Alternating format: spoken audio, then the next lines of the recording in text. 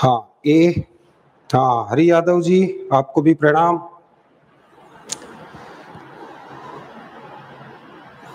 हाँ math chemistry physics सभी के सॉल्व करवाऊंगा भैया, निश्चिंत हो जाओ आप। हाँ वहीद जी इन्होंने बोला है ए, बिल्कुल तिवारी जी भी ए। तो 1 हेक्टेयर जो होता है, 1 हेक्टेयर आपको पूछा है 1 हेक्टेयर इज इक्वल टू एकड़। 1 हेक्टेयर खालिस्तान एकड़ के बराबर है। ये क्वेश्चन कई बार पूछा हुआ है। हाँ सौरभ व्यास जी नमस्कार, जय हिंद। हाँ बिल्कुल योगेश राज जी ए, अंकित उके जी ए, बिल्कुल बढ़िया जा रहा हो, बढ़िया आंसर है। हाँ सचिन यादव जी ए, बिल्कुल। हाँ 1 हेक्टेयर, ये क्वेश्चन बार बार पूछा है भैया, और बार बार पूछा आता है, बस इसी को चेंज करते जाते हैं।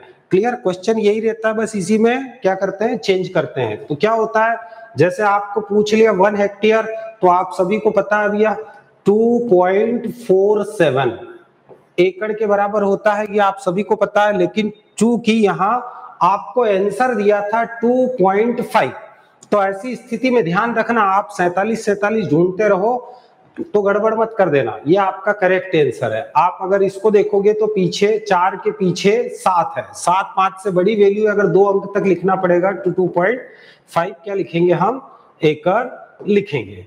क्लियर, तो ये आपका आंसर होता है, बिल्कुल। हाँ इसके अलावा भी कुछ ऐसी चीजें हैं जो आपको ध्यान रखना है।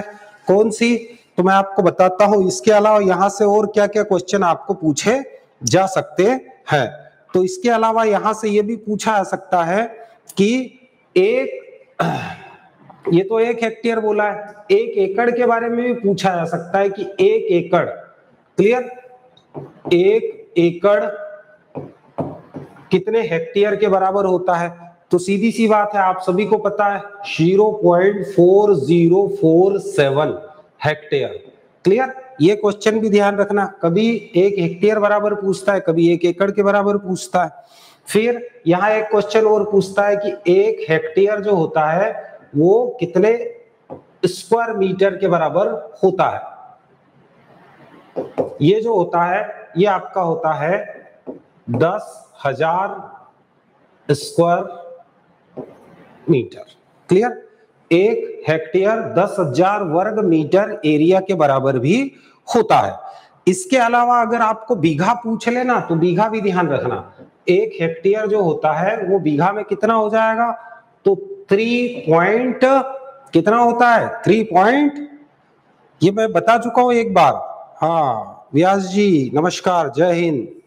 हाँ ये मैं बता चुका हूं आपको, कितना, 3.953 बीघा, ये भी ध्यान रखना।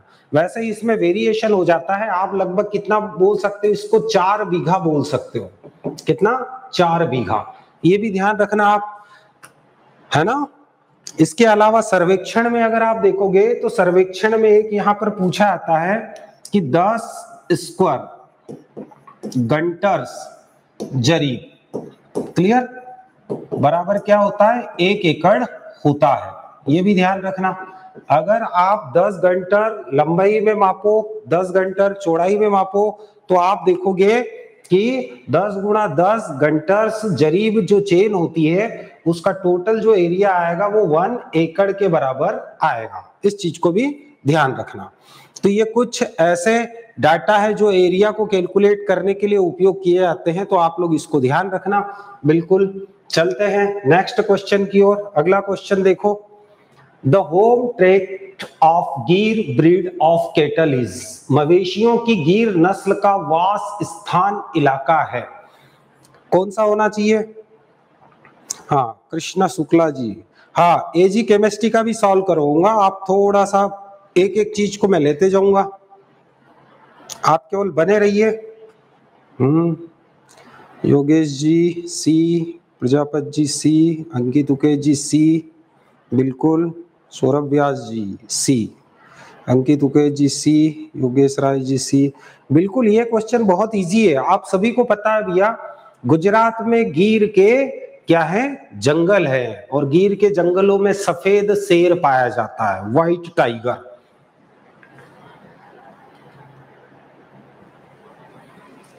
गिर के जंगल सफेद शेर के लिए प्रसिद्ध है, उसी के नाम पर इस नस्ल का नाम पड़ा है गिर। क्लियर। और गिर को ध्यान रखना भैया, गिर एक दुधारू गाय है, मिल्च कैटल है, आया ना समझ में? कौन से? हाँ, कठियावाड़ गुजरात, बिल्कुल। गिर के जंगल कठियावाड़ आपका, बिल्कुल बहुत सही। कठियावाड़ वाला क्षेत्र भी है, बिल्कुल। हाँ, गिर इन गुजरात, बिल्कुल सीधी सी बात है, गिर वही से समझ में आ जाता है। हाँ, डेली 8:30 बजे मैं लाइव आ जाता हूं। क्लियर। तो आपका आंसर हो जाएगा यहां गुजरात। गिर का भी ध्यान रखना भैया, गिर जो है ये गुजरात की नस्ल तो है, साथ ही साथ ये क्या है? ये दुधारू पशु है। कैसा है? दुधारू पशु। मीन्स ये मिल्च केटल के अंदर इसको रखा जाता है।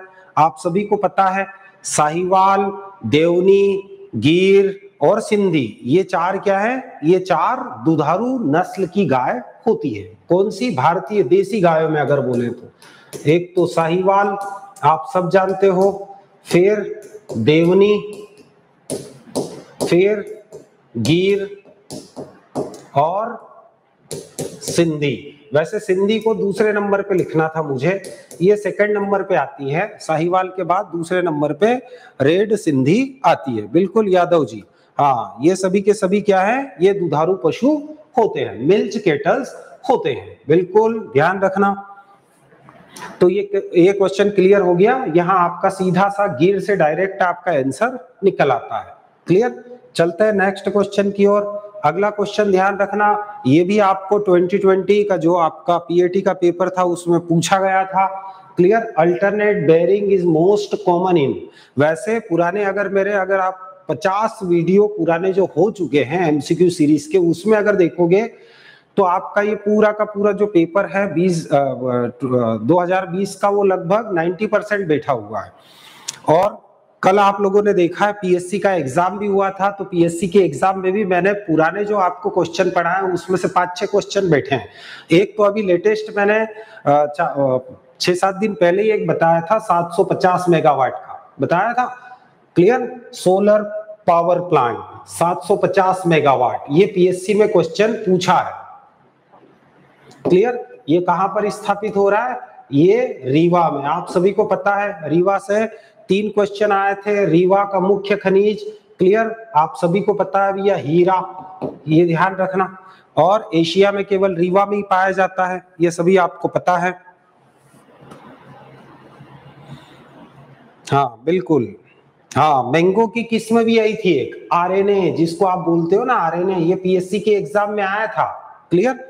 आरएनए मींस रत्ना, किसके क्रॉस से बनी है? तो आप सभी को पता होना चाहिए, नीलम गुणा आम्रपाली, सॉरी, नीलम इनटू अल्फांसो। क्लियर। तो ये चीज ध्यान रखना, ये क्वेश्चन भी पूछा था पीएससी, एमपी पीएससी का एग्जाम अभी संडे गया ना, वहां पर भी पूछा था। तो ध्यान रखना यहाँ पर आपका जो क्वेश्चन है इसको। अच्छा, एक और मैंने नीति आयोग का भी बोला था कि प्रथम जो वाइस उसके, हाँ, पहले उपाध्यक्ष कौन थे? तो वो पनगड़िया जी थे। वो भी क्वेश्चन भी आया था जब मैंने नीति आयोग बताया था। तो हाँ, एमपी की प्रमुख का क्रॉप, देखो एमपी की प्रमुख क्रॉप सोयाबीन भी है, गेहूं भी है। पीएससी में क्वेश्चन आया था, लेकिन सोयाबीन कहीं से कहीं तक नहीं था, तो ऑप्शन में था गेहूं। क्लियर। गेहूं रबी की मुख्य क्रॉप है, खरीफ की मुख्य क्रॉप है सोयाबीन। बिल्कुल वर्मा जी, दोनों चीजें अलग अलग है। क्लियर।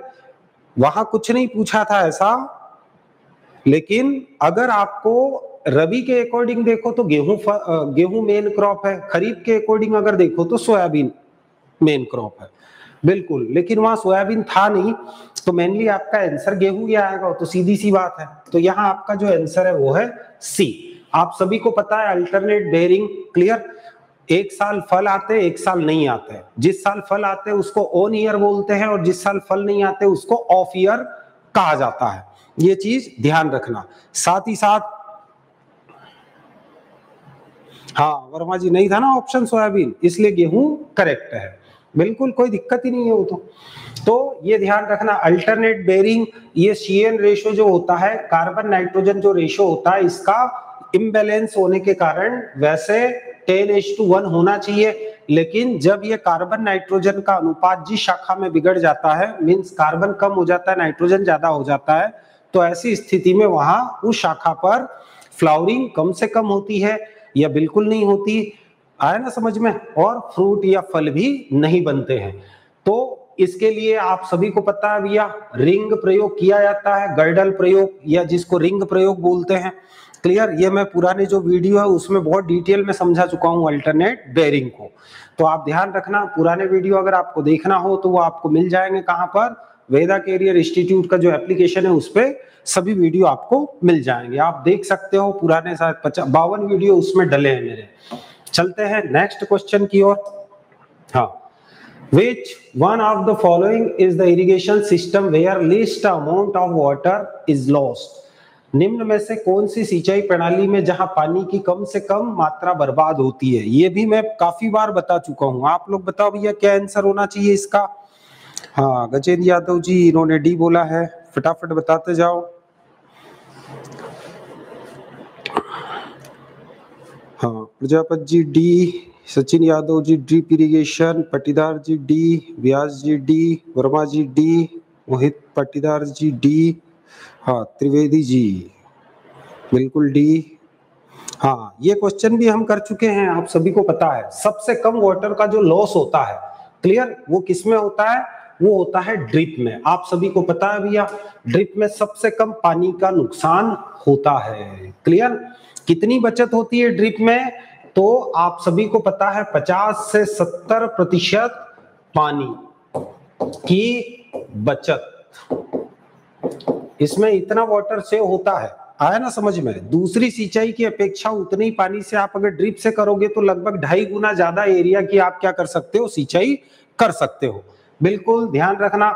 इसके बारे में एक क्वेश्चन बहुत फेमस है, बार बार पीएटी या दूसरी एग्जाम में भी पूछते हैं, इसको ट्रिकल भी कहा जाता है, और आप सभी को पता भी है ये इजराइल के द्वारा डेवलप्ड है। क्लियर? 1959 में, भारत में 1970 में आई। और आप सभी को पता है ड्रिप का सबसे ज्यादा एरिया अब चेंज हो चुका है, कहां पर है?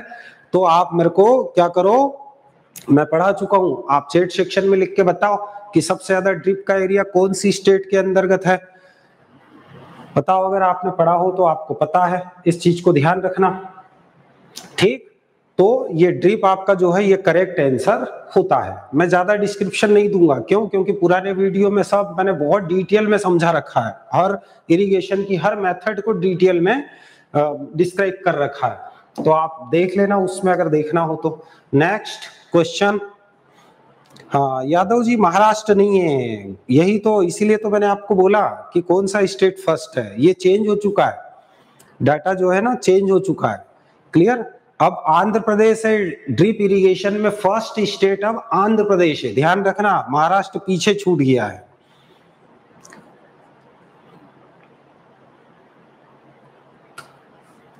गजेंद्र यादव जी, मैंने उसमें जो है कोई स्पेशल हॉर्टिकल्चर का नहीं, जो पुराने मेरे 50-55 वीडियो हो चुके हैं उसमें मैंने सभी total horticulture, agriculture, soil science सभी के क्वेश्चन उसमें आपको मिल जाएंगे। चलो ठीक, इसका आंसर बताओ भैया क्या होना चाहिए। The primary dairy animal in India in relation to its contribution to the total milk production in the countries. देश में कुल दूध उत्पादन में इसके योगदान के संबंध में भारत में प्राथमिक डेयरी पशु है। बताओ क्या आंसर होना चाहिए। हाँ, योगेश जी बोल रहे हैं।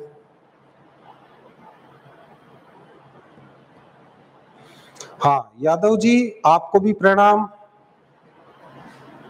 ये तो मेरा काम है यादव जी। हाँ, Rai Sahab D, Ankit Ukesh ji D, Yadav ji D, Deepak Patel ji D.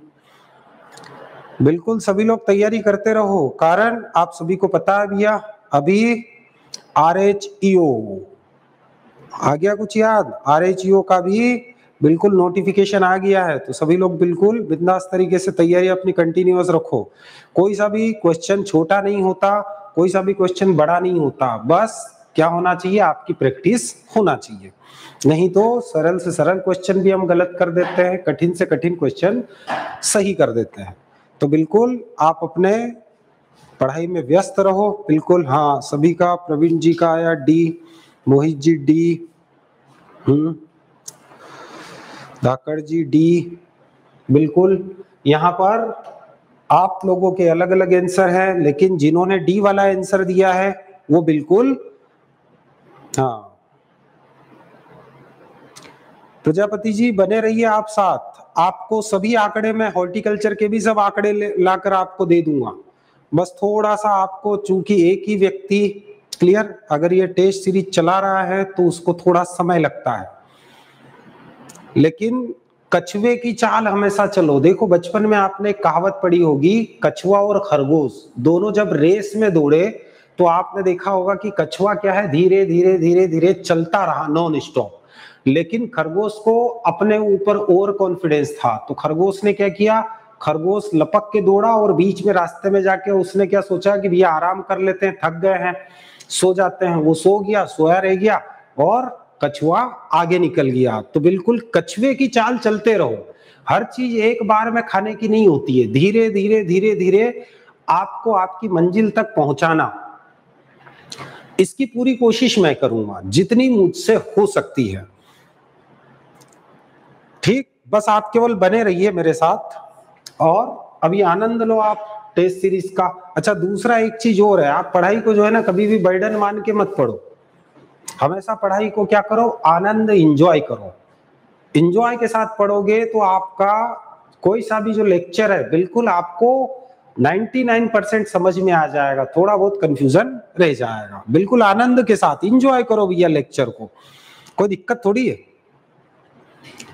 जीवन बहुत बड़ा है और समस्याएं भी आएगी, सॉल्यूशन भी हैं उसके, लेकिन हमें हमेशा कछुए की चाल चलना है।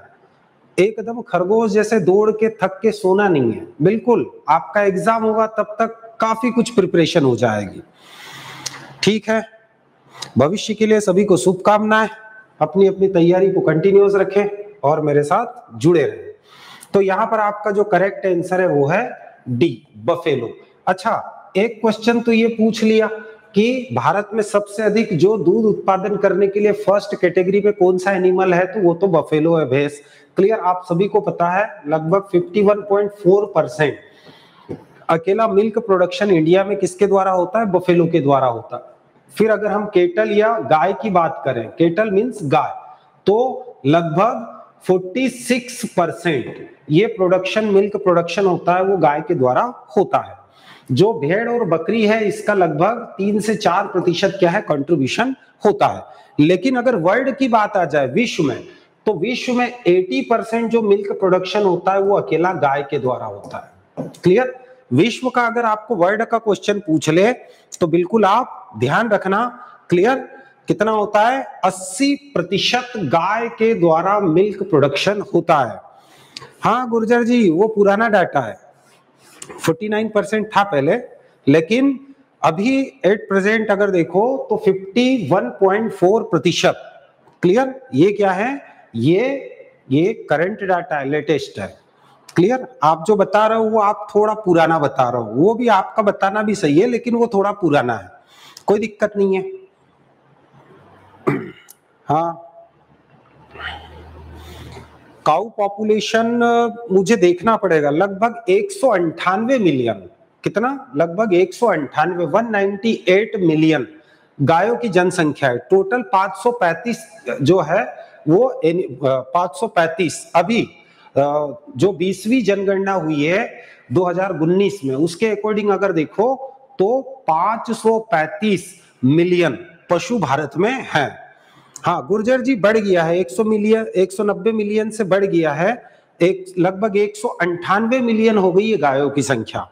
कितनी हो गई है, 198 मिलियन। आप जो बता रहे हो ना 190 मिलियन, ये 19वीं पशु जनगणना के अनुसार है। 20वीं जनगणना के हिसाब से अगर आप देखोगे तो 198 मिलियन के लगभग गायों की संख्या हो गई है। क्लियर, ध्यान रखना। दूसरा अगर आप देखो तो मिल्क प्रोडक्शन भी ध्यान रखना 198 मिलियन टन। अभी अगर हम देखें तो 2019-20 के अकॉर्डिंग अगर हम देखें तो भारत का जो दूध उत्पादन है वो पर ईयर कितना है, तो वो है 198 मिलियन टन पे पहुंच चुके हैं।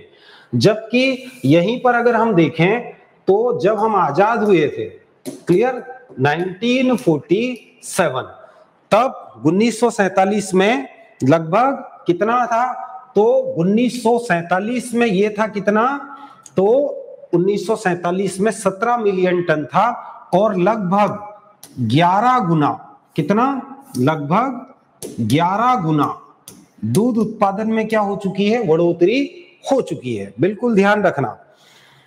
हाँ, 21 गुना नहीं, आप लगभग 17 मिलियन टन में 11 का गुणा करोगे तो लगभग कितना आ जाएगा, 198 मिलियन टन के लगभग आ जाएगा।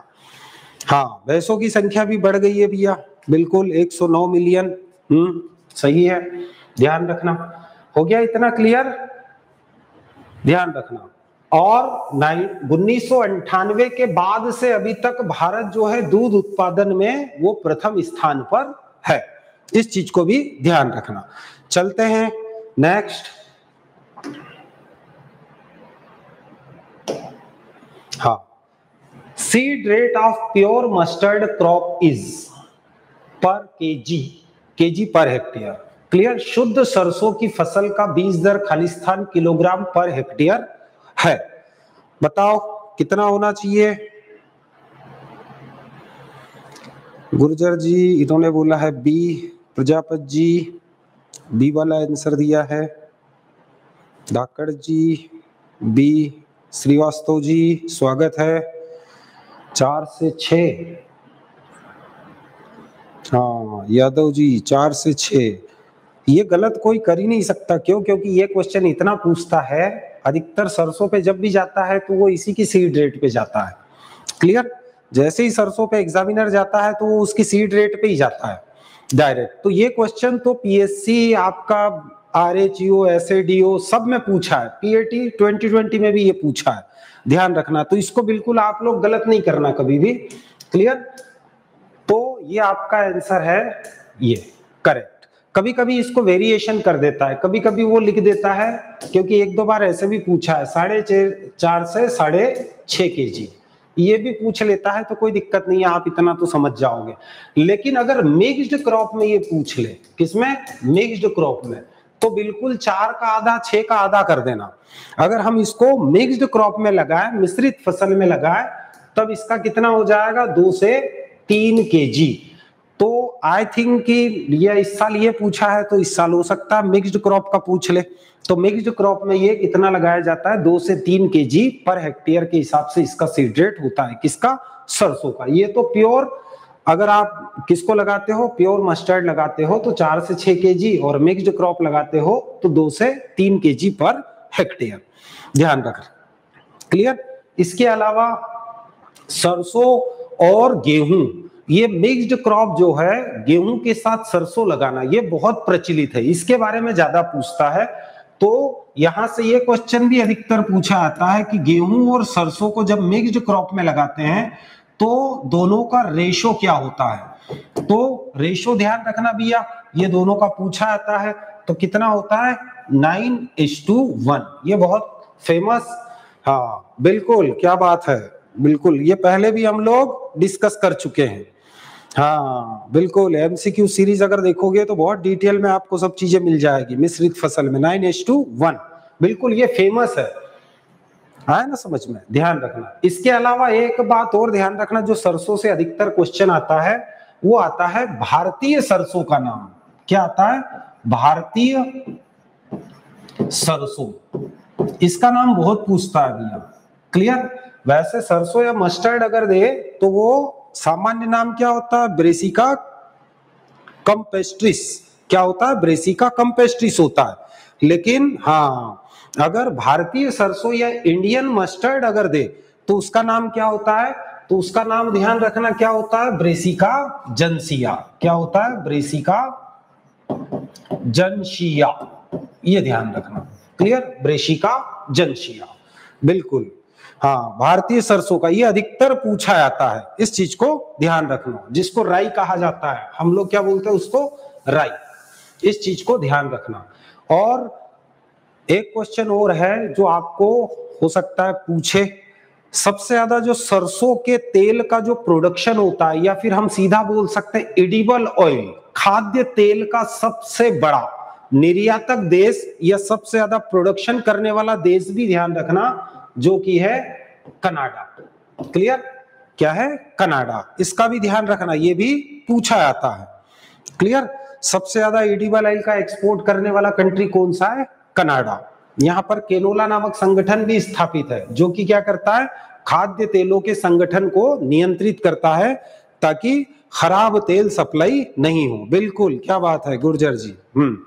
चलो ठीक है, नेक्स्ट अगले क्वेश्चन पे चलते हैं। हाँ, बाकी सब डिटेल में पुराने एमसीक्यू सीरीज में मिल जाएगा, जो स्पेशली चीज जहां से ज्यादा पूछी जाती केवल उसी के बारे में मैं आपसे डिस्कस करूंगा। हाँ, सबसे ज्यादा इंपोर्ट इंडिया ही करता है, ये बात भी सही है, बिल्कुल, क्या बात है गुर्जर जी। हाँ चलो, in India operation flood programme was started to create national wide milk grid in year. भारत में ऑपरेशन फ्लड कार्यक्रम वर्ष खालिस्तान में एक सर्वव्यापी दुग्ध ग्रिड बनाने के लिए शुरू किया गया था।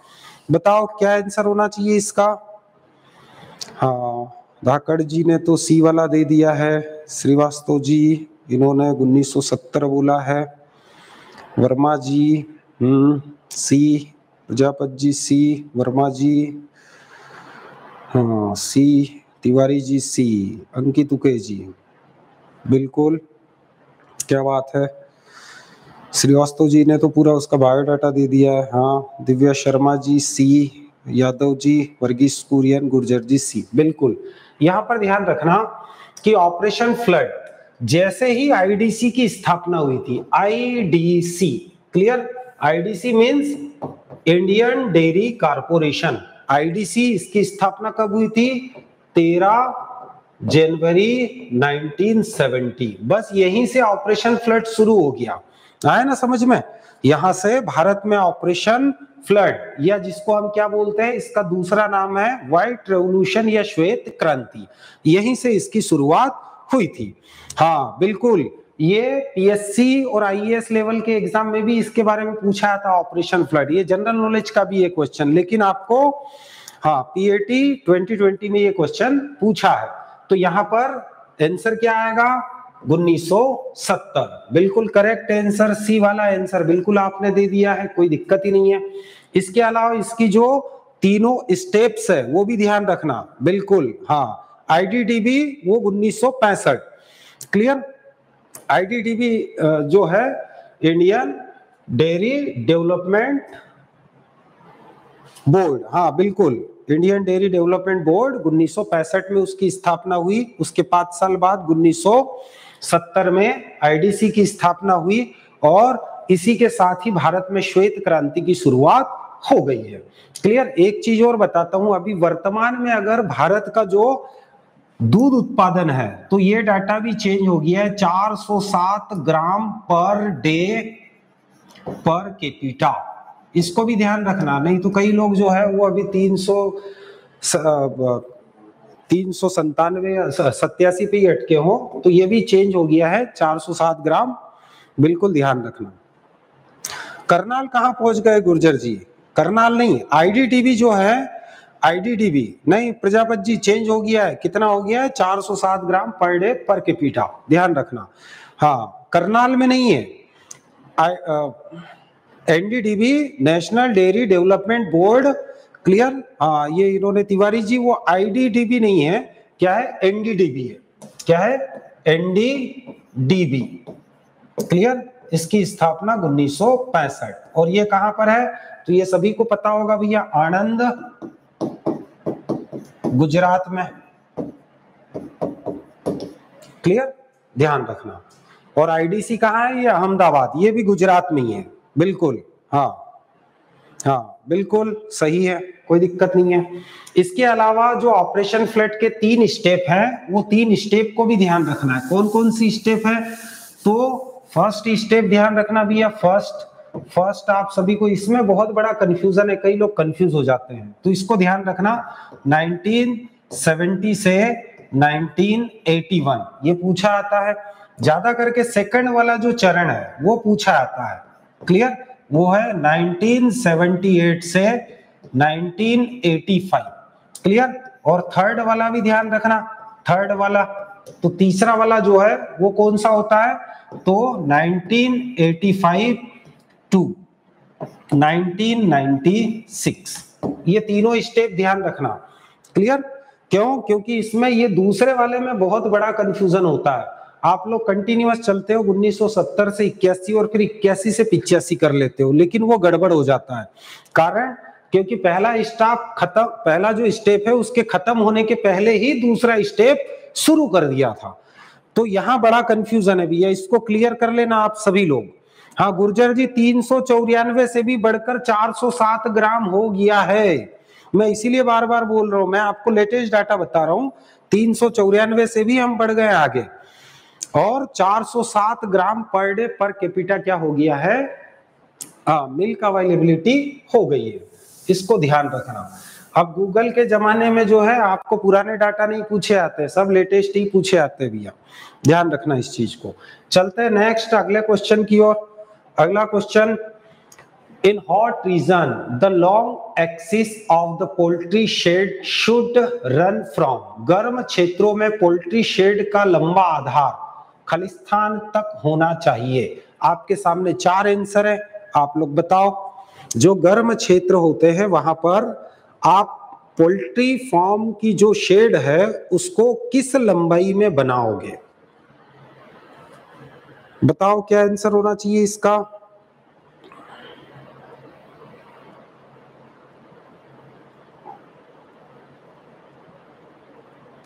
फटाफट बताओ भैया क्या होना चाहिए आपके हिसाब से।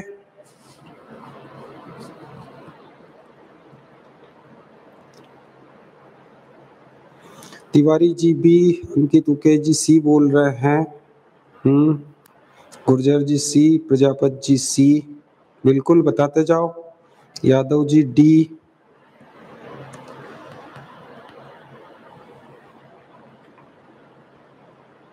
बिल्कुल बताते जाओ भैया। जय वानखेड़े जी ए, बिल्कुल। चलो ठीक है, आपको क्वेश्चन में ही आंसर दे रखा है, कैसे आप बोलोगे सर कैसे, तो हॉट रीजन जो गर्म क्षेत्र होते हैं वहां मुर्गियों को ज्यादा समस्या होगी गर्मी से, तो ऐसी स्थिति में आप क्या करोगे, शेड किधर रखोगे, खिड़कियां किधर आना चाहिए, खिड़कियां आना चाहिए उत्तर दक्षिण में, क्लियर। तो आपका जो शेड रहेगा वो पूर्व से पश्चिम, कैसे आपको ऐसा शेड बनाना है, ऐसा शेड बनाओगे तो इधर आपकी खिड़की आएगी, क्लियर, इधर भी खिड़की आएगी, और आप सभी को पता है दिन इधर से निकलता है और दिन इधर से निकलता है, यहाँ एक छोटा सा गेट रहेगा, यहाँ पर भी एक छोटा सा गेट रहेगा, तो दिन इधर से निकलेगा और इधर आकर डूब जाएगा, आया ना समझ में। तो इससे क्या हो जाएगी, सेफ्टी हो जाएगी, मुर्गियां गर्मी से बचेगी। तो जिन्होंने भी ए वाला आंसर दिया है वो बिल्कुल करेक्ट है, ए वाला आंसर करेक्ट है, इस चीज को ध्यान रखना, क्लियर। खिड़कियां किधर आना चाहिए, इसी क्वेश्चन को घुमा के पूछ लेगा, खिड़कियां किधर होगी या वेंटिलेशन किधर रखोगे, तो उत्तर दक्षिण की दिशा में वेंटिलेशन रहेंगे, क्लियर सभी को। चलते हैं नेक्स्ट क्वेश्चन की ओर, अगला क्वेश्चन देखते हैं। हाँ, during bottling can should have a head space of, बोतल बंदी के दौरान कैन में खालिस्तान का हेड स्पेस होना चाहिए। हेड स्पेस समझते हो, हाँ, ये जब बोतल बंदी होती है तो ये वाला हिस्सा ऊपर वाला, क्लियर, हेड, यहां तो ढक्कन लगा होता है पैकिंग, क्लियर, तो ये वाला जो हिस्सा है ये है हेड, इसको नेक भी कहा जाता है, क्लियर। बताओ फटाफट,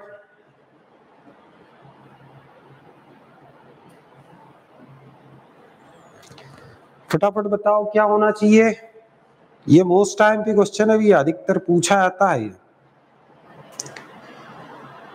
क्या होना चाहिए इसका आंसर।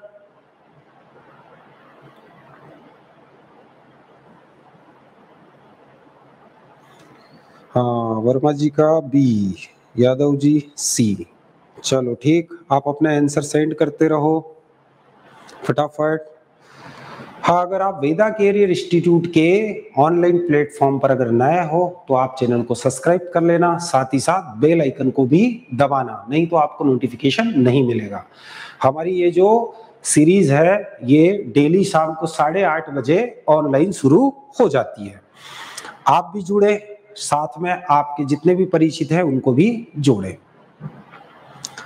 बिल्कुल, यादव जी सी, कोई दिक्कत नहीं। यहां पर आपका जो करेक्ट आंसर है वो है ए। कौन सा है? ए। ए इज द करेक्ट आंसर। बोतल बंदी के समय बोटलिंग जो की जाती है अधिकतर किसकी की जाती है? जूस की। क्लियर?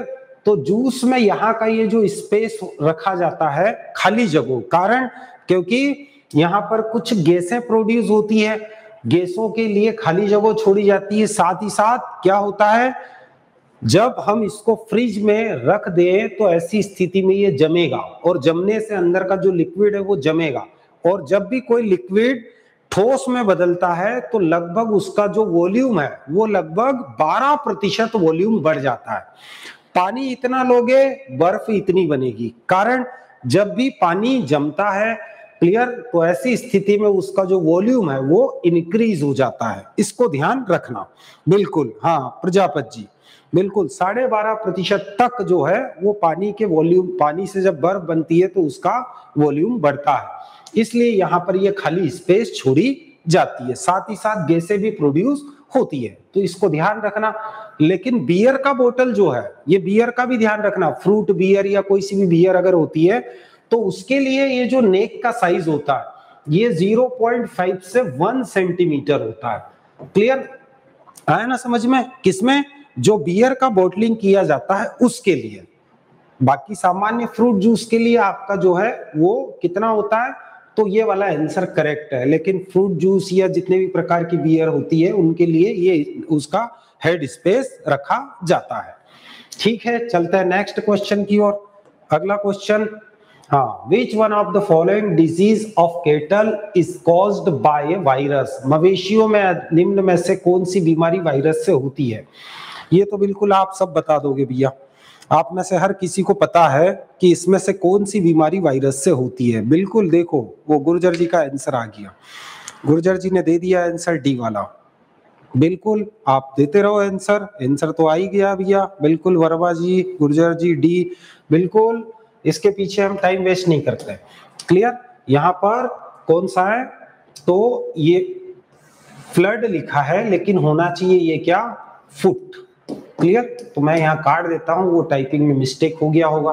क्लियर? ये आपका करेक्ट आंसर है। कौन सा? फुट एंड माउथ डिसीज, जिसको हम बोलते हैं FMD। किससे होती है? तो AOC वायरस, या फिर इसको सेट 1, 2, 3 के नाम से भी जाना जाता है। बिल्कुल, हो गया। तो यहां ध्यान रखना। इसके अलावा ये जो ब्लैक क्वार्टर होती है, क्लियर, ब्लैक क्वार्टर आप सभी को पता है भैया, क्लास्ट्रीडियम सोवियाई बैक्टीरिया से होती है। फिर HS, जिसको हेमोरेजिक सेप्टिसियम बोलते हैं, गलघोटू। क्लियर? ये गाय में पास्चुरेला बोविसेप्टिका से होती है, भैंस में पास्चुरेला बुबेली सेप्टिका से होती है। ये भी वायरल डिसीज है। एंथ्रेक्स, तो बैसिलस एंथ्रेसिस बैक्टीरिया के द्वारा होने वाली बीमारी है। ये तीनों जो डिसीज है ये बैक्टीरियल डिसीज है, और लास्ट वाला जो है ये क्या है? ये आपका वायरल डिसीज होता है। बिल्कुल सही है।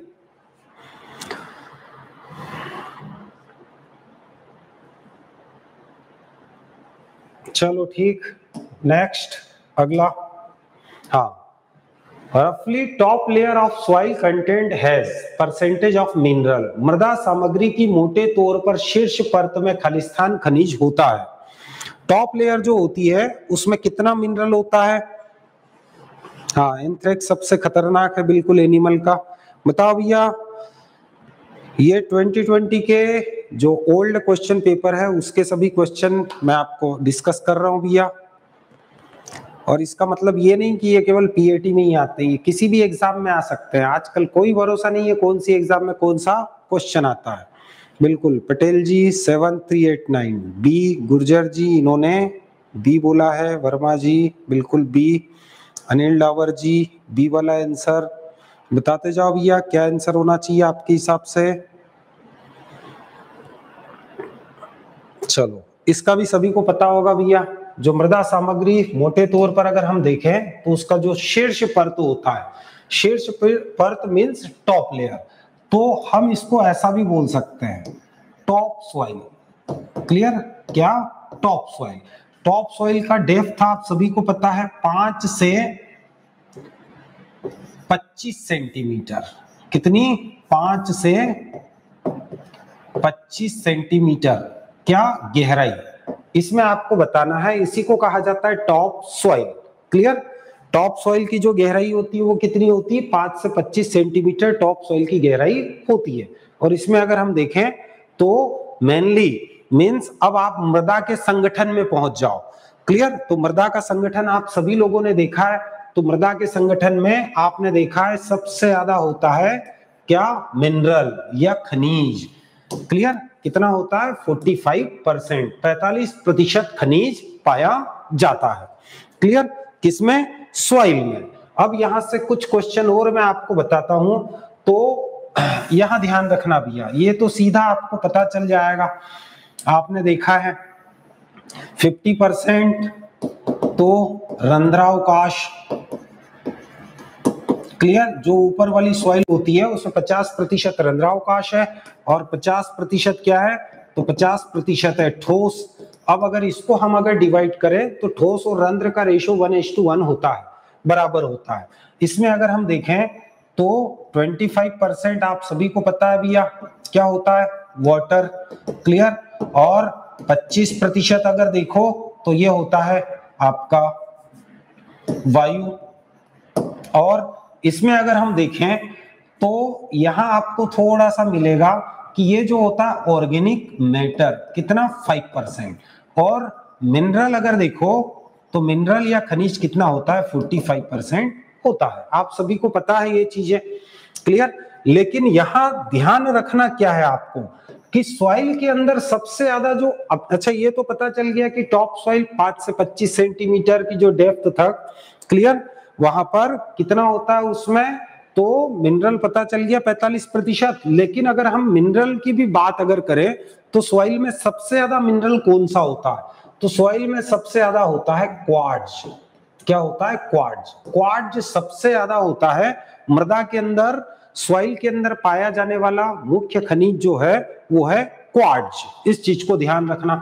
लेकिन अगर हम अर्थ क्रस्ट की बात करें, किसकी बात करें?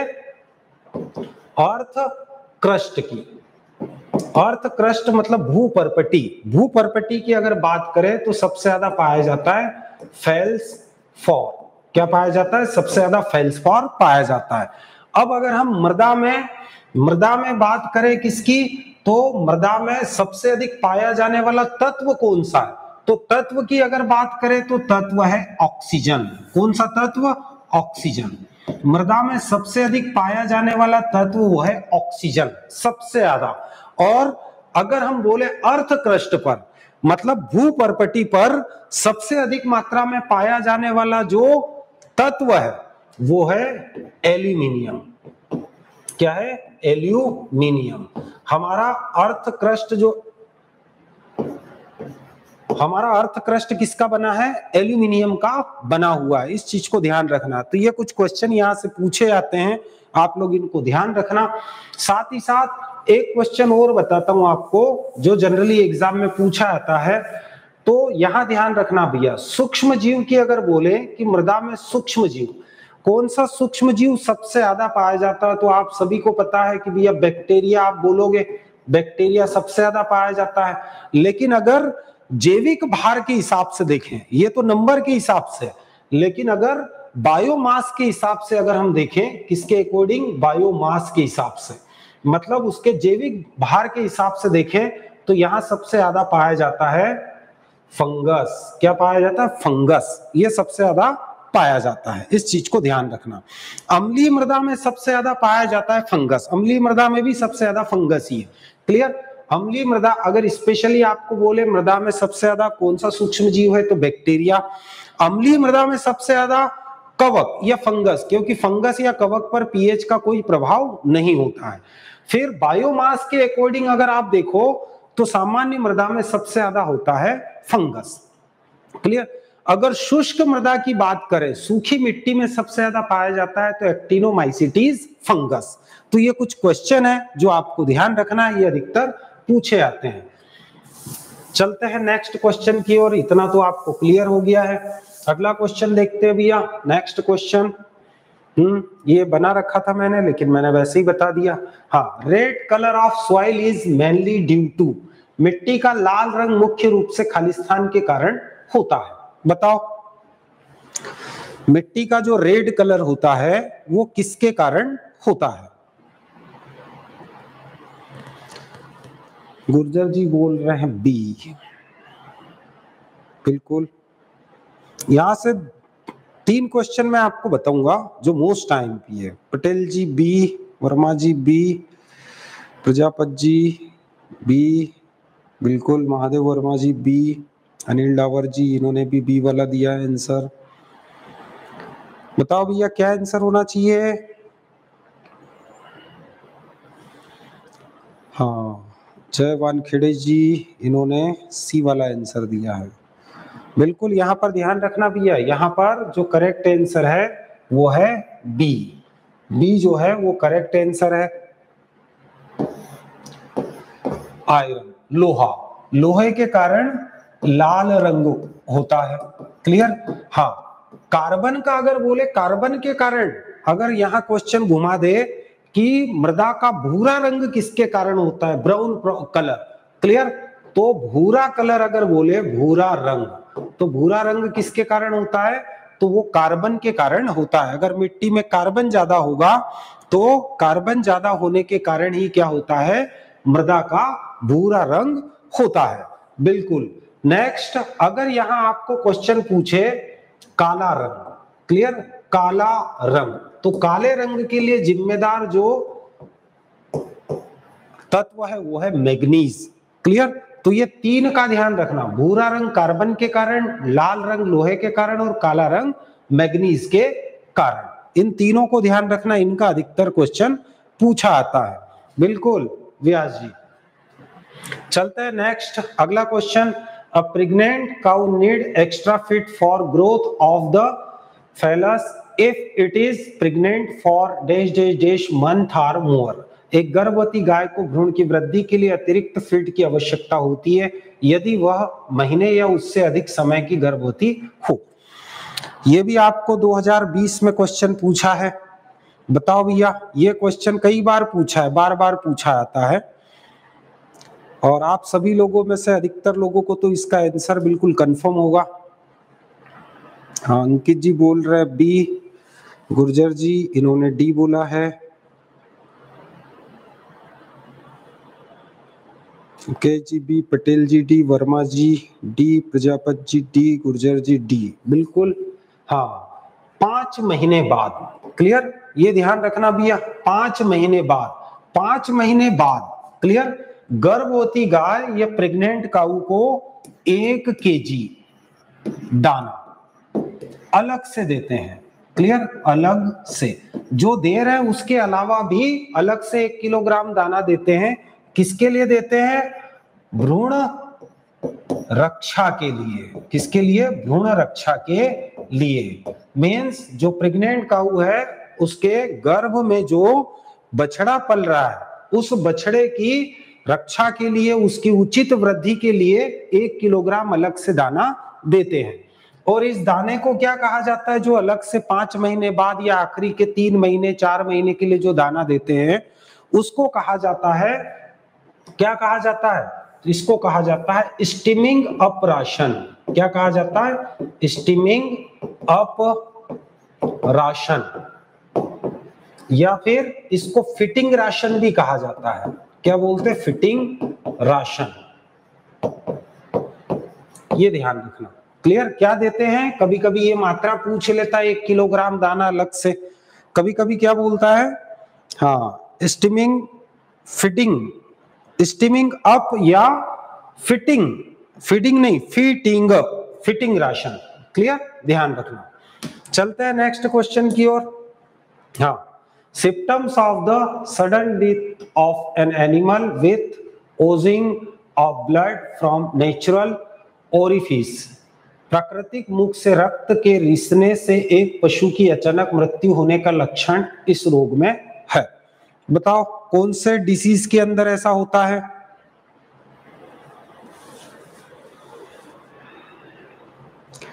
गुर्जर जी बता रहे हैं ए वाला आंसर, बताते जाओ भैया।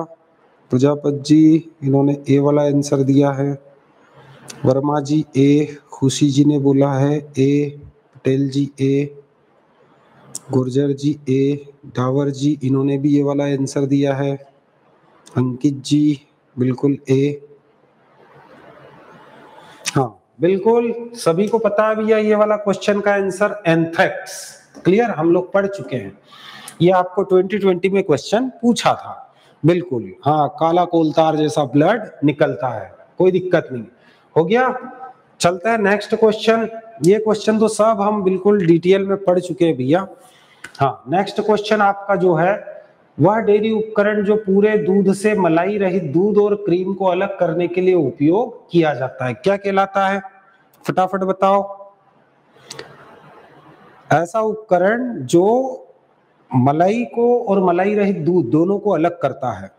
मलाई मीन्स क्रीम। हाँ, सी वाला आंसर। हाँ गुर्जर जी बिल्कुल सी वाला आंसर, जिन्होंने भी सी वाला आंसर दिया बिल्कुल करेक्ट है भैया। क्रीम सेपरेटर, काफी बार हम लोग डिस्कस कर चुके। क्रीम सेपरेटर किस सिद्धांत पर कार्य करता है? अपकेंद्रीय बल के सिद्धांत पर कार्य करता है। तो सी वाला आंसर बिल्कुल करेक्ट है। इसमें से जो क्रीम स्पाउट होता है वहां से क्रीम बाहर निकलती है, और दूसरा जो कि क्या होता है, एक होता है सपरेटा मिल्क स्पाउट, वहां से सपरेटा मिल्क बाहर निकलता है। ये अपकेंद्रीय बल के सिद्धांत पर कार्य करता है। और क्रीम सेपरेटर में क्रीम को गाढ़ा या पतला करने के लिए क्रीम स्क्रू लगा होता है। ये सभी को पता होना चाहिए, ये जनरली यहाँ से बेसिक क्वेश्चन पूछे जाते हैं। चलते हैं नेक्स्ट क्वेश्चन की ओर। हाँ, DWRB 160 is a variety of, ये वैरायटी आपको पूछी है, ये किसकी है? अगर नाम को बारीकी से पढ़ोगे तो आपको वैरायटी का नाम भी समझ में आ जाएगा कि किसकी होनी चाहिए।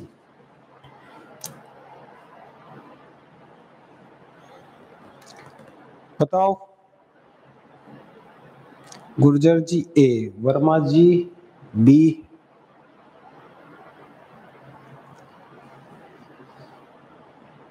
बताते जाओ। व्यास जी ब वाला answer, Dawar ji B, Patel ji B, बताते जाओ। खुशी जी ने भी बी बोला है। आप लोग गड़बड़ कर गए यहाँ पर। मैंने बोला ना थोड़ा नाम को देखो, नाम को अगर देखोगे ना तो आप बिल्कुल निकाल लोगे।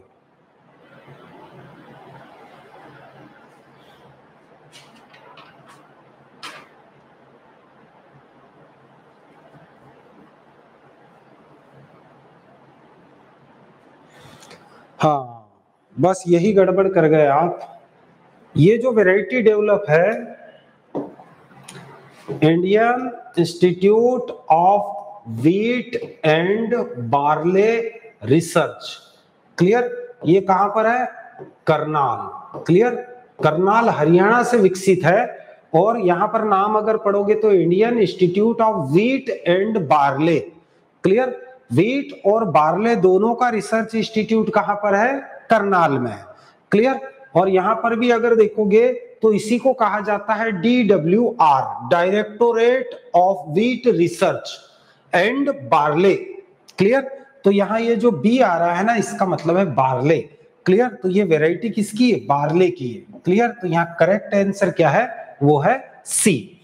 हाँ, सी जिनका भी है वो बिल्कुल करेक्ट है, बी वाले गड़बड़ कर गए, कोई दिक्कत नहीं है। चलते हैं नेक्स्ट क्वेश्चन की और अगला क्वेश्चन। हाँ, the special pruning technique of removal of overcrowding and interneedling branches is known as, अति संकुलता और अंत मिश्रण शाखाओं को हटाने की विशेष प्रूनिंग तकनीक को खालिस्तान के रूप में जाना जाता है। कौन सी तकनीक कहते हैं इसको? बिल्कुल बताते जाओ। गुर्जर जी ने तो सी वाला आंसर बता दिया है, बाकी लोग भी बताओ भैया क्या होना चाहिए इसका आंसर।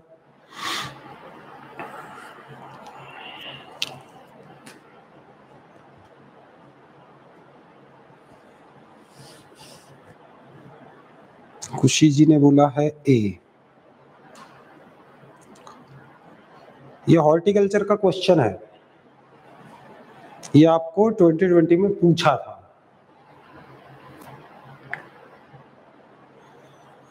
बिल्कुल बताते जाओ। इसको कहा जाता है डी हॉर्निंग। क्या कहा जाता है? D horning. क्लियर? ये सी वाला आंसर आपका करेक्ट है। क्या कहा जाता है इसको? डी हॉर्निंग कहा जाता है। अब देखो यहां पर आपको स्पेशली बोला है अति संकुलता और अंत मिश्रण शाखाओं को हटाने की। Clear? Over crowding. Clear? Inter mingling. Clear? Branches. ये ब्रांचेस क्या होती है? मोटी ब्रांचेस होती है, मोटी शाखाएं होती है। और लंबी और मोटी शाखाओं को हटाना ही क्या कहलाता है? लंबी व मोटी शाखाओं।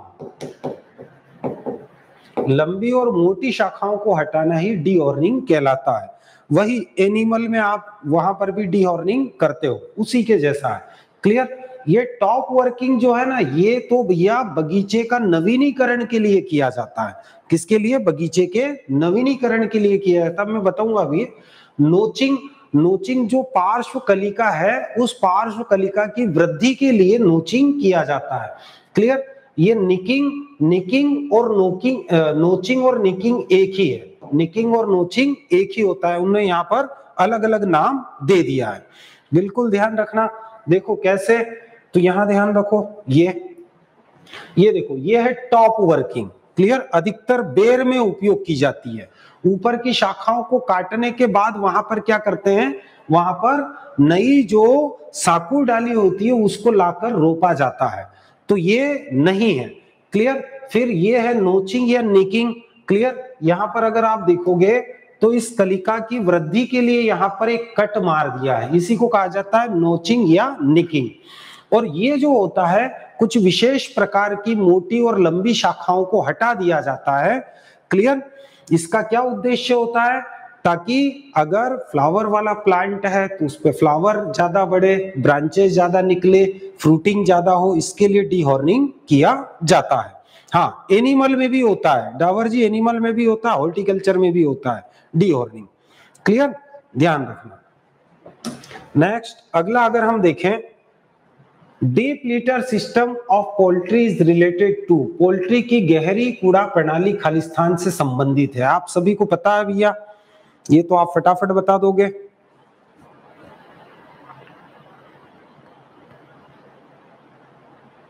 क्या होना चाहिए?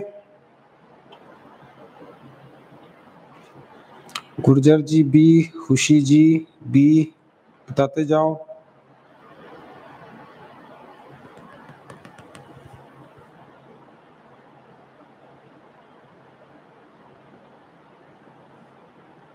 ये इस टाइप का पूछा था भैया आपको 2020 में, जो पेपर था वो इस प्रकार का पूछा था। आप इसको समझ के अपनी तैयारी को बिल्कुल कैसे करना है आप उसको देखें, तैयारी में कहीं कसर ना छोड़े, हर चीज पूछी जा सकती है। गुर्जर जी ने बी बोला है, खुशी जी बी, बताते जाओ भैया क्या आंसर होना चाहिए।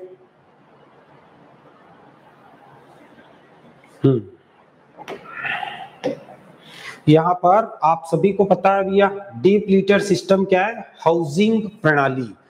मुर्गियों को रखने के लिए जो हाउसिंग प्रणाली होती है, उनके आवास का एक प्रकार होता है। मैं पढ़ा चुका हूं पहले भी। एक free range system, semi intensive, intensive, फिर आपका डीप लिटर सिस्टम।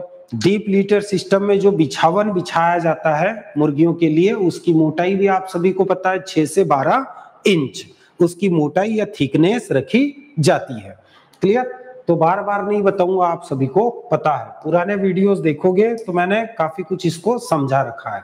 हाँ, what is the purpose of किसान क्रेडिट कार्ड? किसान क्रेडिट कार्ड का उद्देश्य क्या था? क्लियर? क्या है? सॉरी, यहां से किसान क्रेडिट कार्ड से 2 क्वेश्चन पूछे थे आपको, कब? 2020 में। एक क्वेश्चन ये है, एक क्वेश्चन और मैं बताता हूं कौन सा। इसका आंसर दो भैया फटाफट, क्या होना चाहिए? किसान क्रेडिट कार्ड का क्या उद्देश्य है?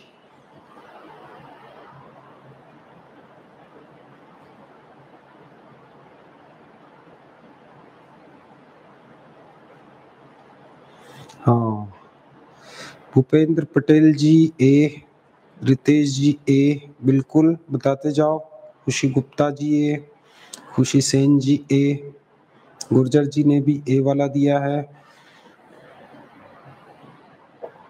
हाँ बिल्कुल, ये ध्यान रखना भैया, केसीसी या किसान क्रेडिट कार्ड का जो मेन उद्देश्य होता है किसी भी प्रकार की खेती के लिए ऋण देना, बस यही आप ध्यान रखना। किसान, क्योंकि नाम ही आ रहा है किसान क्रेडिट कार्ड, KCC, कब? अगस्त 1998, अगस्त 1998 में ये किसान क्रेडिट कार्ड की शुरुआत की गई थी। और दूसरा ये भी ध्यान रखना कि भैया ये पूरी जो किसान क्रेडिट कार्ड की ये जो प्लानिंग तैयार की थी, कभी कभी ये क्वेश्चन भी पूछ लेते हैं कि किसान क्रेडिट कार्ड जो योजना चलाई गई थी किसानों के लिए, इसकी पूरी प्लानिंग किसने तैयार की थी? तो नाबार्ड। किसने? नाबार्ड। आप सभी को पता है नाबार्ड ने सबसे पहले क्या किया था? हाँ 4% क्रेडिट पे लोन, हाँ किसान क्रेडिट कार्ड, नाबार्ड ने ये योजना तैयार की थी। और इसका ये भी पूछा जाता है कि किसान क्रेडिट कार्ड की जो शुरुआत की थी वो किस कमेटी की अनुशंसा पर की गई थी? तो ये भी ध्यान रखना, RV Gupta, RV Gupta committee की अनुशंसा पर किसान क्रेडिट कार्ड की शुरुआत की गई थी। तो ये कुछ क्वेश्चन है, और ये जनरली ध्यान रखना, ये शॉर्ट टर्म लोन देती है। कौन सा? Short term loan. कौन सा लोन देती है? Short term loan. आप सभी को पता है भैया, अगर किसान हो आप तो 1 साल के लिए आपको लोन मिलता है, वापिस आपको क्या करना पड़ता है? जैसे ही ड्यूरेशन खत्म हुआ उसको वापिस डिपॉजिट करना पड़ता है। इस चीज को ध्यान रखना। श्रीवास्तव जी, मैं देख के बताऊंगा आपको कितने साल के लिए वैध होता है, मुझे ध्यान नहीं आ रहा है, मैं बताऊंगा देख के आपको, आपका कंफ्यूजन क्लियर कर दूंगा। मुझे हल्का फुल्का उसका याद है लेकिन मैं बता दूं और फिर गड़बड़ हो जाए। चलो ठीक, नेक्स्ट क्वेश्चन, निम्न में से कौन सा धान का वानस्पतिक नाम है? अब देखो यहां पर यह ध्यान रखना कि किस प्रकार से इंग्लिश और हिंदी में गड़बड़ करता है एग्जामिनर। क्लियर? एग्जामिनर किस प्रकार से क्या करता है, इंग्लिश और हिंदी वर्जन में गड़बड़ कर देता है। कैसे गड़बड़ करता है? यहां पर आप पहले आंसर दो। हाँ, तो आप में से हर कोई बता देगा कि सर ये तो बहुत सरल क्वेश्चन है, Oryza sativa. Clear? Oryza sativa, लेकिन देखो हिंदी में अगर देखोगे तो ओराइजा सतीवा लिखा है। तो बिल्कुल जो भी हिंदी मीडियम से हो, एक बार क्या करे, वो इंग्लिश मीडियम में भी पढ़ लिया करे, उसके बाद इजी होता है। इसकी लगभग 24 जातियां होती है अलग अलग। कितनी जातियां? 24 जातियां। और इसमें क्रोमोसोम भी इसी से याद रखना, 2n बराबर 24 ही होता है। धान की लगभग 24 जातियां पाई जाती है और धान में क्रोमोसोम नंबर भी 24 ही होता है, ये आप सभी को पता होगा। क्लियर? बिल्कुल ध्यान रखना। हो गया, ये तो वनस्पतिक नाम है। तो आज का लास्ट क्वेश्चन ये देखो भैया, ये लास्ट क्वेश्चन मैं आपके लिए छोड़ के जा रहा हूं, आप लोग कल इसका आंसर देना, फिर हम आगे कंटिन्यूअस हमारी क्लास को करेंगे। 2020 का हमारा जो पेपर है, हम आराम से शांति से इसको सॉल्व करते जा रहे हैं ताकि आपको आइडिया मिले। ठीक है, तो आज के लिए इतना ही, मिलते हैं कल फिर वही 8:30 बजे। तब तक के लिए शुभ रात्रि।